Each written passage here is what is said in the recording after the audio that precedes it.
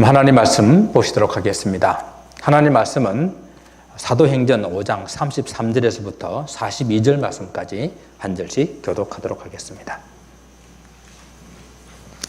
그들이 듣고 크게 노하여 사도들을 없이 하고자 할세 바리새인이 가말리엘은 율법 보사로 모든 백성에게 존경을 받는 자라.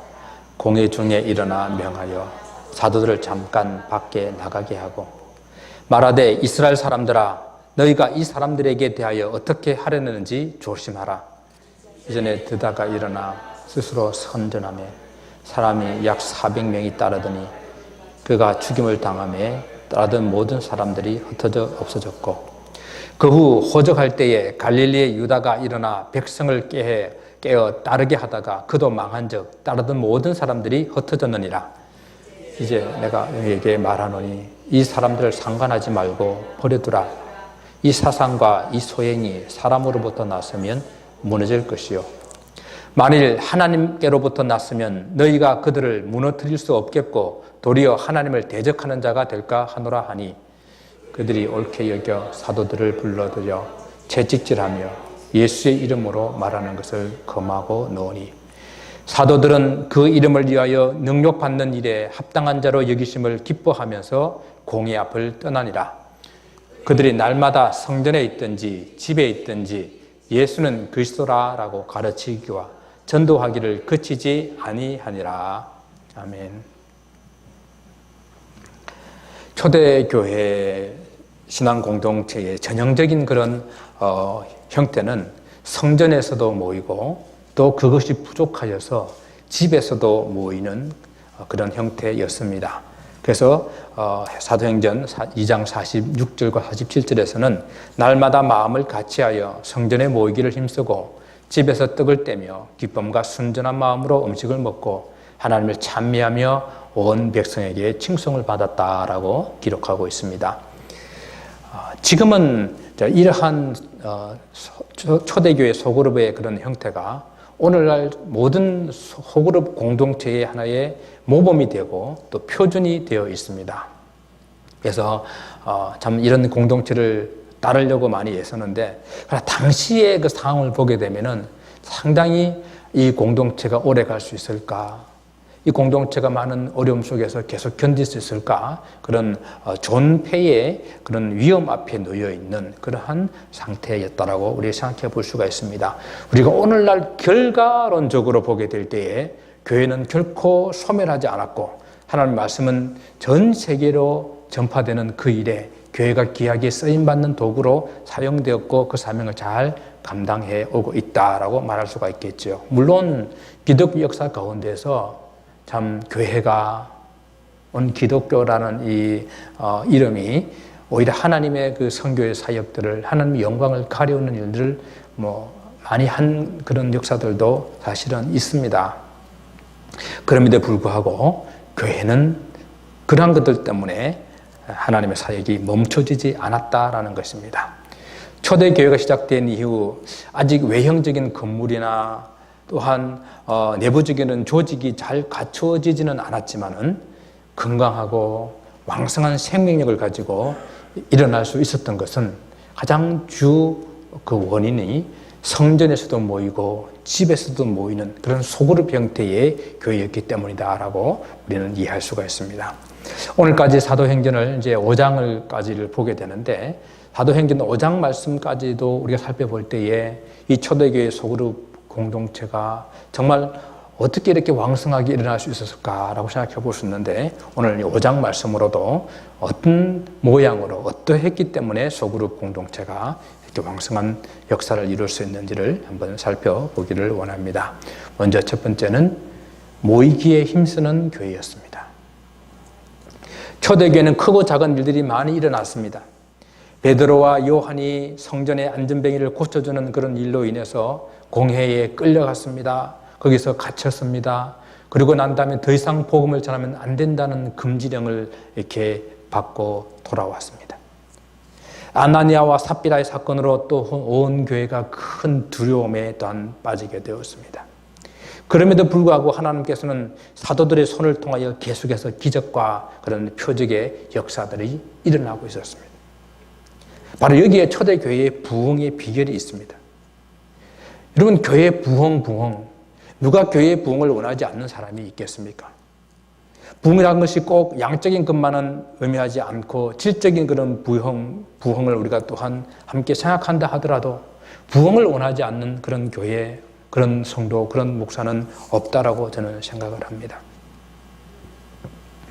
그런데 부흥은 그냥 일어나지 않는다는 거예요. 초대교회만 보아도 그렇지 않습니까?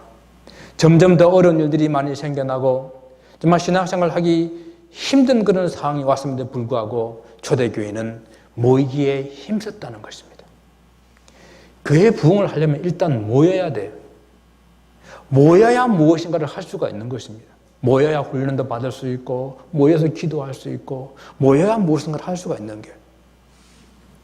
예수의 이름으로 도무지 전하지도 말고 말하지도 못하게 했지만은 성도들은 솔로몬 행각으로 모여서 거기서 다시 하나님 부흥의 역사를 일으켰다는 이야기입니다. 이미 은혜를 맛본 사람들, 이미 하나님의 기적을 체험한 사람들, 이미 하나님의 표적을 본 사람들은 멈출 수가 없어서 솔로몬의 행각으로 모여들었고 그 모여든 사람들에게는 다시 사도들이 복음으로 가르치고 복음을 들은 사람들에게는 다시 기적과 표적이 일어나는 그런 식의 은혜의 사이클이 계속 반복되고 있었다는 거예요. 은혜의 사이클은요, 이렇게 모이기를 힘쓸 때에 일어날 수 있는 것입니다. 모여서 은혜를 받고 주께 나오는 자가 더 많아지는 일, 이런 것이 부흥이 아니겠습니까? 하나님의 기적과 표적, 이런 것들도 모이기를 힘쓸 때에 일어난다는 이야기입니다. 우리가 사도행전 5장까지만 봐도 초대교회는 성전에 모이고 또 주중에는 집에서 모이는, 그리고 모여서 말씀과 기도와 교제를 가졌던 그런 소그룹 공동체였습니다. 초대교회라는 특수한 상황 가운데 있었기 때문에 어쩔 수 없이 그들이 그랬겠지, 그렇게 생각할 수도 있겠죠. 물론 부인할 수 없는 것은 성전에서 더 이상 모일 수 없게 되는 그런 어려운 형편들이 생기고 또 하루에 3,000명씩 4,000명씩 이렇게 불어나는 성도들이 한꺼번에 다 모일 수 있는 그런 큰 공간이 없었기 때문에 소grup으로 모일 수밖에 없었다는 그런 사실도 있었겠죠. 그러나 단순히 장소만의 문제가 아니었습니다. 성도들 간의 참된 교제와 나눔이 일어날 수 있는 그런 교회, 당시의 어려운 환경에도 서로 위로하고 용기를 주며 견딜 수 있게 하는 그런 교회, 내일을 장담할 수 없어 그 미래가 보이지 않는 그런 환경 가운데서도 서로 꿈과 소망을 가질 수 있는 그런 교회의 모습은 소그룹 공동체에서만 일어날 수 있다는 이야기예요. 또한 이런 소그룹 공동체는 결코 우리 주님이 포기할 수 없었던 그런 공동체의 모습이어서 주님의 사역도 12명의 소그룹을 데리고 다니면서 그들을 훈련하고 양육시키고 또한 그것을 배웠던 예수님의 제자들도 소그룹 공동체를 했던 것입니다. 저는 이러한 소그룹 공동체가 우리 주님께서 기뻐하시고 우리 하나님께서 기뻐하시는 교회의 모습이라는 것을 확신하고 있습니다. 물론 오늘날 여러 형태의 교회들이 있습니다. 큰 교회는 큰 교회대로, 작은 교회는 작은 교회대로 공동체성을 회복하려고 몸부림치고 있습니다. 오늘 우리는 너무도 개인적인 그런 세상에 살고 있잖아요. 개인주의가 더 팽배한 세상에 살고 있습니다. 교회 안에서도 서로 간섭받기 싫어하고 개인의 자기의 이익에 관계되지 않는 이런 신경 쓰려고 하지 않는 그런 모습들 우리가 보일 때도 있습니다. 그런데 교회는 믿음의 공동체이기 때문에 그렇게 해서는 안 되잖아요. 서로 살펴보고 서로 돌아보고 서로 신경을 써야 되는 곳이잖아요. 여러분이 한번 인터넷으로 공동체 혹은 영어로 커뮤니티라고 쓰여있는 교회 이름을 한번 검색해 보세요. 얼마나 많이 뜨는지. 한국도 요즘에 없었다가 새로 생기는 교회들은 이름들을 공동체라는 이름을 넣어서 교회를 세우고 있습니다. 왜 그렇겠습니까? 이것은 교회의 본질을 공동체에서 찾아야 된다는 그런 당위성 때문에 그렇습니다. 교회가 크든 작든 공동체성을 회복해야 됩니다. 그러기 위해서는 교회에서 모이고 또한 주중에는 집에서 모이기를 힘쓰는 그런 교회가 되어야 된다는 것입니다. 두 번째는 초대교회는 말씀에 순종하는 교회였습니다. 예루살렘 교회가 모이기에 힘썼기 때문에 성전에서도 모이고 집에서도 모였는데, 그러면 모여서 무엇 했냐는 거예요. 이미 우리가 살펴본 같이 사도들의 가르침을 받고 서로 교제하고 떡을 떼고 기도하기를 힘썼습니다. 모이는 것도 중요하지만은 모여서 무엇을 하느냐, 무엇 때문에 모였느냐 중요하다는 이야기예요. 세상에 모이는 공동체는 얼마나 많아요. 우리는 신앙의 공동체이기 때문에 모여서 그 모인 곳에 하나님 말씀이 있어야 되고, 그 모인 곳에 성도들 간에 진정한 교제가 있어야 되고, 그 모인 곳에 하나님을 향한 기도가 있어야 되고, 찬양 예배가 있어야 되는 것입니다. 저는 믿음의 공동체가 하나 제대로 세워지고 그 안에서 신앙의 진정한 나눔이 일어나게 될 때에 성도들에게 삶의 현장에서 놀라운 역사가 일어나게 되리라고 믿습니다. 바로 초대교회가 그 본보기라는 것이죠. 세상 사람들이 성도들의 삶을 보고 오늘 초대교회를 보고 감히 상종하지 않았다라고 말합니다. 여기서 상종하지 않았다라고 말하니까 좀 느끼는 그 의감이 좀 부정적인 그런 느낌을 가질 수가 있어요. 상종하지 않았다. 저 상종 못할 사람이야 그러면 좀 부정적이잖아요.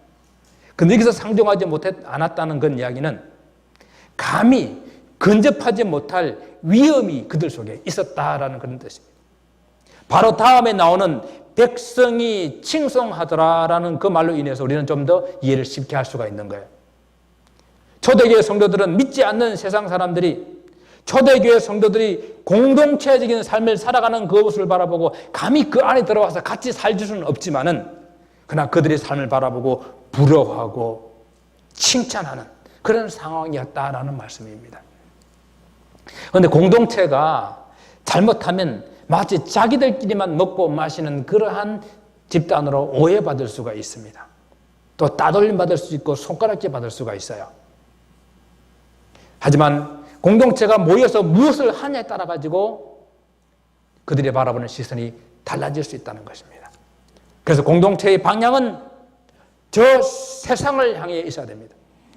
공동체의 눈과 마음이 세상에 연약하고 아프고 고통받는 그 사람들을 향하게 될 때에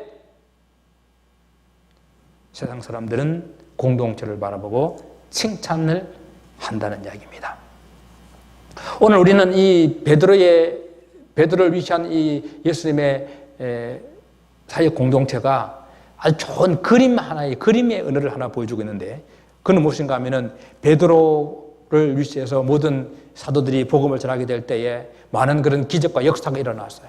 그러니까 베드로의 그림자에만 덮이더라도 병이 나을 것을 생각하고 막 사람들이 모여드는 거예요.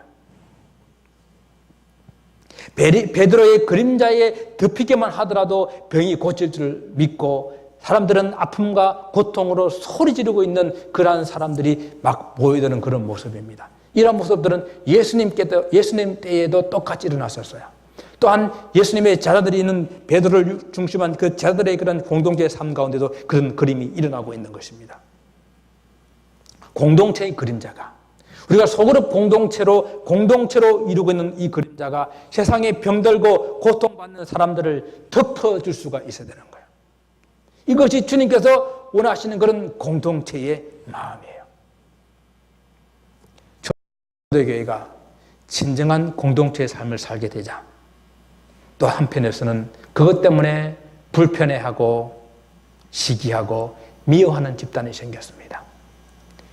여러분, 가짜 때문에 힘들어하진 않아요. 가짜들은 가짜대로 살아가면 그냥 신경 쓰지 않습니다. 그런데 어떠한 공동체가 진짜의 모습으로 변화받게 될 때에, 정말로 주님께서 원하시는 그런 공동체의 모습으로 살아가게 될 때에 불편해하고 힘들어하는 사람들이 있다는 이야기입니다. 오늘 대제사장과 그와 함께 했던 사두개인들의 마음에 시기가 가득하고 그 시기에 가득하여서 그들이 이 공동체를 없이 하고자 일어나게 되었습니다. 그렇습니다. 진정한 공동체가 세워지게 되면 시기하는 자들이 생기고 또한 그들로 인해서 불편하게 하는 사람들이 생긴다는 것을 우리는 먼저 알아야 됩니다. 오늘 예루살렘에 이 공동체가 세워졌을 때 우리가 먼저 알아야 될 것은요, 이들은 이미 경고를 받은 사람들이에요. 다시는 예수의 이름으로 도무지 말하지 마라. 어떤 일도 행하지 마라. 라고 경고를 받았는데, 그러나 그들 앞에 이러한 경고는 아무것도 아니었습니다. 초대교회 공동체의 삶은 모이는 것 자체가 위험이요 어려움이었지만, 그러나 모여서 말씀대로 순종하고 담대하게 하나님의 말씀에 복음을 전하는 그런 사람들이었습니다. 오늘 보면은 결국 이 시기하는 자들에 의해서 다시 이 사도들은 감옥에 갇히게 됩니다. 예루살렘 공의에서 공포한 그 법령을 어겼기 때문이죠. 베드로뿐만 아니라 이번에는 다른 사도들도 같이 가두어서 이번에는 정말 공동체의 핵심 멤버들을 다 처단해서 공동체를 완전히 뿌리 뽑으려고 작정한 것 같습니다. 옥에 가두고 잠그고 그리고 든든히 그곳을 지켰습니다. 정말 처음과는 다른 그런 형벌을 가해서 다시는 예수의 이름으로 복음을 전하지도 못하게 하려는 그런 의도가 그 속에 숨어 있습니다. 그런데 감옥에서 불러가지고 이 공회에 세우려고 했는데 감옥에 가니까 한 사람도 없어요. 여전히 옥문은 잠겨 있고 여전히 바깥에는 사람들이 지키고 서 있는데 감옥 안에 있는 사도들만 없어졌습니다. 어떻게 된 일입니까? 성경에 보면 전날 밤에 주의 사자가 옥문을 열고 사도들을 다 끌어내었다라고 말씀하고 있습니다. 하나님의 초자연적인 역사에 기적이 일어난 것입니다. 하나님 말씀에 전적으로 순종하여 사는 사람들에게 어려움이 찾아올 수도 있어요. 시기하는 자들을 만날 수도 있습니다. 정말 이유 없이 미움을 받을 수도 있습니다. 그러나 하나님께서는 그 가운데서도 지켜주시고 구원해 주시고 다시 회복해 주시는 경험을 할 수 있게 되는 것입니다. 오늘 이 기적은 순종하는 사람들에게 주시는 하나님의 선물이라고 할 수가 있어요. 이것 또한 신앙의 사이클이에요. 하나님의 말씀에 순종한 일로 인하여 어려움이 찾아올 수 있지만 그러나 그 끝까지 견디고 순종하는 자에게 하나님은 선물로 기적을 베풀어 주시는 것입니다. 그럼 그 기적을 경험한 성도들은 더 큰 믿음을 가지고 순종하게 되어지고 더 큰 순종을 가지고 나아가게 될 때에 또 더 큰 기적을 경험하게 되어지고 이것이 또한 신앙의 사이클이라는 거예요. 여러분 이 신앙의 사이클 속에 한번 들어보지 않겠어요? 이걸 한번 경험해 보지 않겠습니까? 이 경험한 자만이 느끼고 경험한 자만이 다시 순종할 수 있는 하나님의 축복입니다. 그래서 성경은 말씀합니다. 있는 자는 더 풍성하게 받게 되는데 없는 자는 그 있는 것마저 빼앗기게 되리라. 이 믿음을 가지고 말씀하고 있는 거예요. 초대교회는 말씀에 순종하는 교회였습니다. 말씀 중심으로 살아가는 교회였습니다. 보세요. 감옥에서 풀려난 그런 사도들이 다시 어디로 갔다고요? 성전으로 갔다고요. 말씀에 순종하여 성전에서 백성들에게 생명의 말씀을 전하고 있었다라고 성경 기록합니다. 여러분 감옥에서 풀려났으면 어디로 가야 됩니까? 도망가야 되잖아요. 집으로 빨리 도망가 숨어야 되잖아요. 그런데 오히려 그들은 성전으로 올라가서 다시 하나님 말씀을 전하고 있습니다. 예루살렘 공회가 금지하고 있는 그 복음을 다시 전파하고 있는 것입니다. 정말 세상이 감당할 수 없는 그런 사람들입니다. 감옥에 이스라엘 사도들이 성전에서 복음을 전하고 있었습니다. 감옥에서 사도들을 끌어내어서 다시 공회에 세우고 신문하려고 단단히 배려했던 그러한 제사장과 사두개인 이 사람들은 그 감옥 안에 사도들이 한 사람도 없다는 것을 알았습니다. 그 얘기를 들었는데 그러면 사도들이 도망갔겠지. 아니 사도들이요 상식적이라면 감옥을 탈출해서 도망을 가야 되는데 사도들이 성전에서 복음을 가르치고 있다는 그 얘기를 듣게 됐을 때에 도대체 이 사람들은 어떤 사람들인가? 이 사람들은 어떤 사람들인가 그들이 생각했겠어요. 감당할 수 없는 것입니다. 정말 이러한 모습들은 감히 그들이 근접할 수 없는 그런 위험, 근접할 수 없는 그 위험을 가지고 있는 공동체. 오늘 이것을 성경이 상종하지 못하더라라는 그런 뜻이에요. 성경에 이런 모습들이 바울과 실라의 감옥에 갇혔을 때도 일어났었죠. 바울과 신라가 복음 전하다가 빌립보 감옥에 갇혔습니다. 바울과 신라가 감옥에서 찬송하고 기도할 때 갑자기 지진이 일어나며 감옥의 문이 턱을 흔들리고 문이 열렸어요. 만약 제수가 도망하게 되면 제수를 지키던 간수가 아주 어려움을 당하기 때문에 그냥 제수가 다 도망한 줄 알고 간수가 자기를 하려고 합니다. 그때 바울과 신라가 우리가 도망하지 않고 남아있다는 것을 알리고 그 간수의 자기를 막았습니다. 그런데 오히려 이 일이 그 간수와 그 온 집이 복음을 듣게 되고 예수 그리스도를 믿고 구원받는 역사가 일어나지 않았습니까? 성도의 삶은 세상 사람들이 감히 근접할 수 없는 그런 경건과 감히 흉내낼 수 없는 그런 올바름과 감히 모방할 수 없는 그런 사랑의 실천, 그런 것들이 예수 성도들의 삶 가운데에 있어야 한다는 것입니다. 감옥에서 풀려난 사도들이 도망하지 않고 성전에서 복음을 전하다가 다시 붙잡혀 왔습니다. 이미 사도들의 삶에 그들은 압도되어 버렸어요. 그래서 백성들을 두려워하고 사도들의 그런 모습들 속에서 이제는 지난번처럼 아주 강제적으로 끌어오지 못하고 다시 감옥으로 끌고 왔는데 그들은 말합니다. 우리가 이 이름으로 사람을 가르치지 말라라고 언급하였는데 너희가 너희 가르침을 예루살렘 가득하게 하니 이 사람의 피로 우리에게 돌리고자 함이로다. 여기서 이 사람들 예수의 이름이라는 말을 잘 안 써요. 유대인들은 예수라는 이름 자체를 잘 쓰지 않기 위해서 이 이름으로라는 이렇게 말하거든요. 그만큼 그들은 이것을 싫어하는데 지금 그 이름이 예루살렘에 가득했다라는 이야기입니다. 이 이야기로 우리가 무엇을 알 수가 있습니까? 사도들은 성전에 올라가기만 하면은 기회만 있으면은 예수의 이름으로 복음을 전하고 예수의 이름으로 능력을 행해가지고 예루살렘 안에 모든 사람들이 예수 이름을 모르는 사람이 없을 정도로 예수의 복음을 듣지 않은 사람이 없을 정도로 그렇게 복음이 가득했다라고 그렇게 이해할 수 있는 거예요. 성전에 있으면 백성에게 복음을 전하고 집에 있으면 사도들에게 말씀을 가르침을 받고 서로 교제하고 떡을 떼고 기도하기를 힘쓰는 그런 삶의 실천에 있는 소그룹 공동체가 되었던 것입니다. 그들 앞에 붙잡혀온 베드로를 위시한 사도들이 담대하게 변호합니다. 그들은 기회만 주어지면 복음을 전했습니다. 변론의 시간에 자기를 변론하고 자기 신변을 변론해가지고 그것을 빠져나가려고 하는 것이 아니라 복음을 전하는 삶이었습니다. 사람의 말을 듣는 것보다도 하나님께 순종하는 것이 더 당연하고 마땅하다고 생각하는 사람들, 그 사람들은 소리 높여서 한결같이 예수 그리스도의 십자가를 전하고 예수 그리스도의 부활을 전하고 그 예수 그리스도를 믿어야 구원 얻는다는 사실을 전하고 있었습니다. 그렇기 때문에 우리가 복음을 전한다고 하는 것은요, 선포예요, 선포. 설득시키려고 그러고 이해시키려고 그러고 또 때로는 강제적으로 이렇게 받아들이도록 강요하고 그런 것이 복음 전도가 아니에요. 내가 믿고 있는 바, 내가 알고 있는 예수 그리스도, 내가 알고 있는 하나님을 선포하는 거예요. 그러면 선포하는 그 속에 성령께서 역사하셔서 그 사람들의 마음을 움직여주는 것입니다. 감동을 일으켜 주시는 거예요. 그래서 우리는 그냥 도구로 쓰임을 받는 거예요. 내가 무엇을 한번 설득시켜 보려고, 한번 이해시켜 보려고, 한번 강압적으로 한번 어떻게 해보려고, 그거 아니에요. 선포입니다. 교회도 마찬가지예요.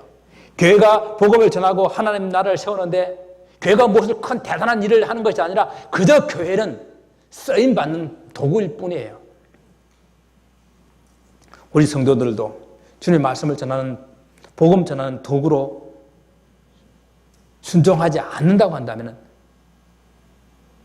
성도라는 이름에 진척합하지 않는 삶을 살고 있는 거예요. 마찬가지로 교회도 마찬가지입니다. 말씀에 순종하여 복음 전하는 도구로 우리 교회가 쓰임받지 않는다고 한다면 정말 에클레시아라고 이름하는 그런 교회의 이름처럼 하나님의 뜻이 있어서 불러 모은 그런 공동체의 의미가 사라지고 마는 거예요.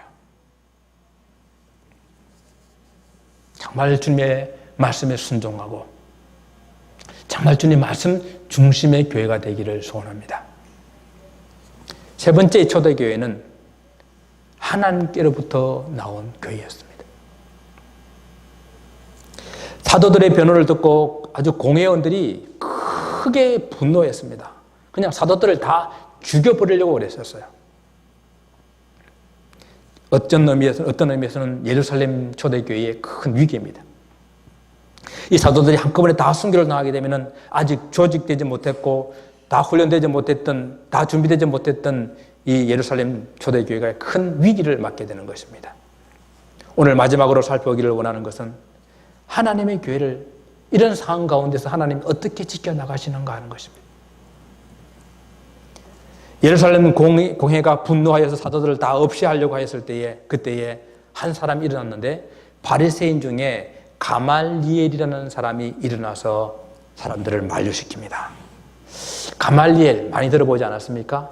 가말리엘은 당대의 모든 사람들로부터 존경을 받는 최고의 랍비였습니다. 이스라엘은 크게 두 학파가 있었는데요. 힐렐 학파와 샴마이 학파가 있었어요. 이 가말리엘은 힐렐 학파의 대표되는 지도자였습니다.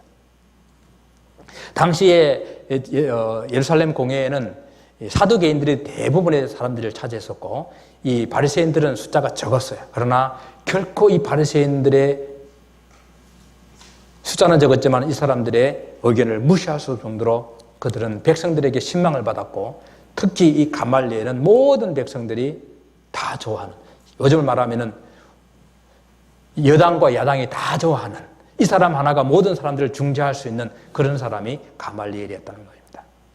그 사람이 일어납니다. 안 됩니다. 지금 여러분들이 하려고 하는 이 사람들에 대해서 여러분들은 조심해야 됩니다. 그래서 두 가지 예를 듭니다. 그동안에도 수많은 사람들이 선동하기 위해서 일어났습니다. 그 중에 드다라는 사람이 일어났는데 400명이 따라다니고 막 대단한 일을 할 것 같았는데 그 사람이 죽자 모든 사람들이 다 흩어져 버렸습니다. 또한 갈릴리의 유다라는 사람이 호적 조사할 때에 일어났었는데 그가 일어나니까 수많은 사람들이 따라왔는데 그가 망하니까 모든 사람들이 다 흩어져 버렸습니다. 하나님의 이름으로 하나님의 뜻으로 일어나지 않는 것들은 이렇게 흩어져 버리고 망할 것이니까 가만 좀 두고 보자라는 것이죠. 가말리엘이 대단한 지혜로운 사람이고 또 사도 바울도 이 가말리엘 학파의 가말리엘이 제자였기 때문에 가말리엘이 제자였던 걸 상당히 이렇게 자랑하는 그런 사람이었는데 이 사람의 제안을 따라서 모든 사람들이 그 말을 따르게 됩니다. 따를 수밖에 없는 상황. 왜냐하면 자기들이 어떻게 감당할 수 없는 지금 그러한 사도들의 모습들이 이미 되어져 버렸기 때문에 참 죽일 수도 없고 안 죽일 수도 없고 어떻게 할 수 없는 그런 상황 가운데에 가말리엘이 제안한 것을 받아들이게 됐다라고 이해하는 것이 더욱더 나을 수도 있겠어요.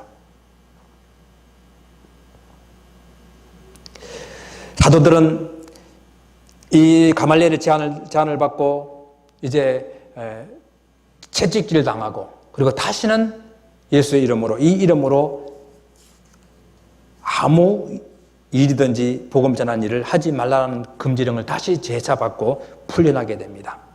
그때에 사도들은 예수의 이름으로 능력받는 일에 자기들은 합당한 자로 여기고 기뻐하면서 그 공회를 떠났다고 했습니다. 주님을 위해 기꺼이 고난받기로 작정한 사람들, 채찍질 당하며 복음을 전파하는 것을 금지하더라도 그들의 입을 막을 수가 없는 것이었습니다. 이것이 바로 하나님으로부터 세움받은 교회는 사람들이 어떻게 할 수가 없다는 이야기예요. 왜 초대교회가 든든히 세워질 수 있었느냐? 하나님으로부터 세움받은 교회이기 때문에 그랬다는 것입니다. 우리는 오늘 가말리엘의 말을 이 땅에 있는 하나님 교회가 오늘까지 어떻게 존재했는지를 잘 알게 해주는 그런 중요한 단서를 얻게 되는 것입니다. 예수 그리스도는 하나님께로부터 났기 때문에 세상이 그를 무너뜨릴 수가 없었다는 이야기입니다. 예수님을 믿는 주의 백성들도 결코 이 세상이 무너뜨릴 수가 없었다는 이야기입니다. 예수 이름으로 세워진 이 땅의 교회도 결탄코 이 세상이 무너뜨릴 수가 없었다는 이야기입니다.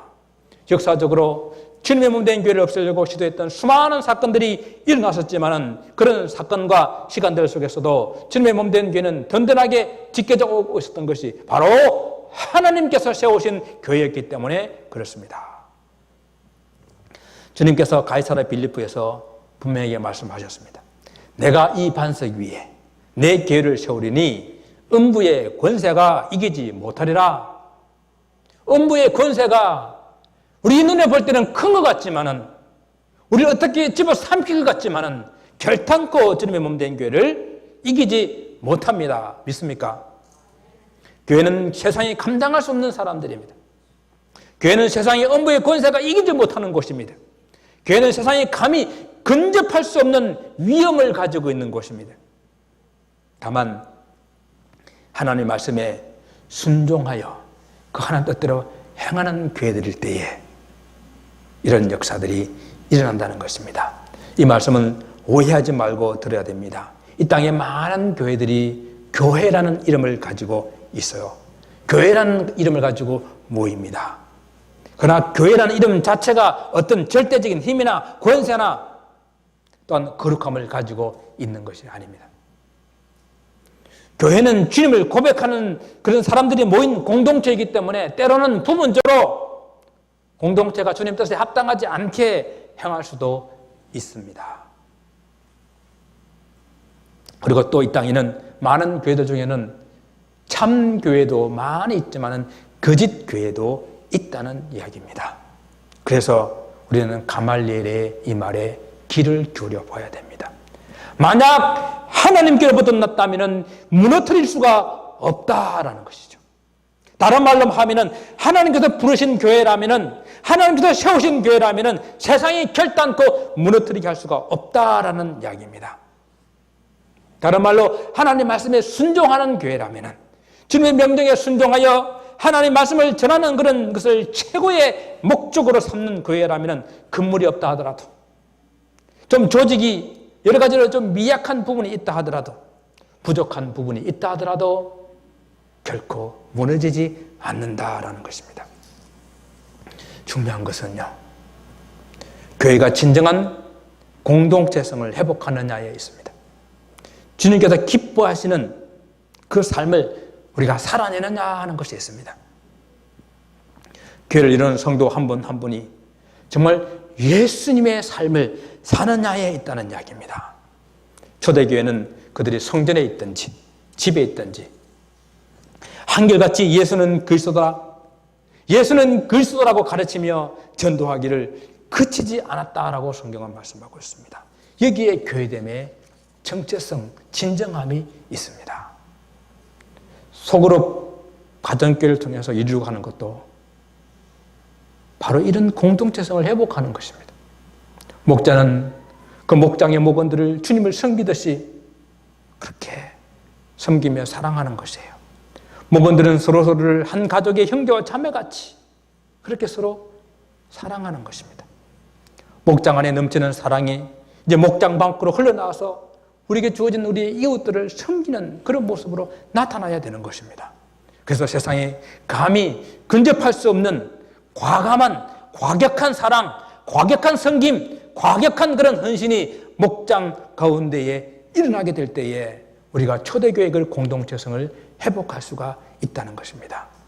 성전에 있든지, 가정의 집에 있든지, 여러분이 직장에 있든지, 여러분은 사업터에 있든지, 여러분이 때로는 휴식을 취하든지, 때로는 여러분들이 어떤 여가생활을 하든지, 어디에 있든지, 무엇을 하든지, 우리의 삶 가운데에 예수 그리스도가 우리의 주인이시오, 우리는 예수 그리스도의 그 거룩함을 드러낼 수 있는 그런 삶을 살아야 돼요. 그래야 우리가 주의 몸된 교회가 되는 것입니다. 사랑하는 성도 여러분, 하늘로부터 온 교회, 하나님의 뜻으로 세워진 교회는 결코 세상이 무너뜨릴 수 없습니다. 사람이 무너뜨릴 수 없습니다. 그렇다면 우리는 어디로부터 왔습니까? 우리는 누구로부터 세움을 받은 교회입니까? 진정 하나님의 뜻으로 하나님으로부터 세워진 교회라고 한다면 다시 모이기를 힘쓰십시다. 하나님 말씀에 순종하여서 정말 세상이 감당할 수 없는 그런 소그룹의 공동체를 함께 회복할 수 있기를 주님 이름으로 축원을 드립니다. 기도하겠습니다. 아버지 하나님, 초대교회가 많은 어려움과 위험과 존폐의 위기 앞에 놓였지만은 결단코 멸망치 않고 오늘까지 놀라운 역사를 이룰 수 있던 것은 그들이 모기를 힘썼고 말씀에 순종했고 하나님으로부터 나왔기에 하나님께서 지켜주셨기 때문입니다. 오 하나님, 우리는 어떻습니까? 이런 공동체를 이루기를 원합니다. 이런 교회가 되기를 원합니다. 우리에게 다시 한번 이 공동체를 회복할 수 있도록 은혜를 베풀어 주옵소서. 감사하며 예수님 이름으로 기도드리옵나이다.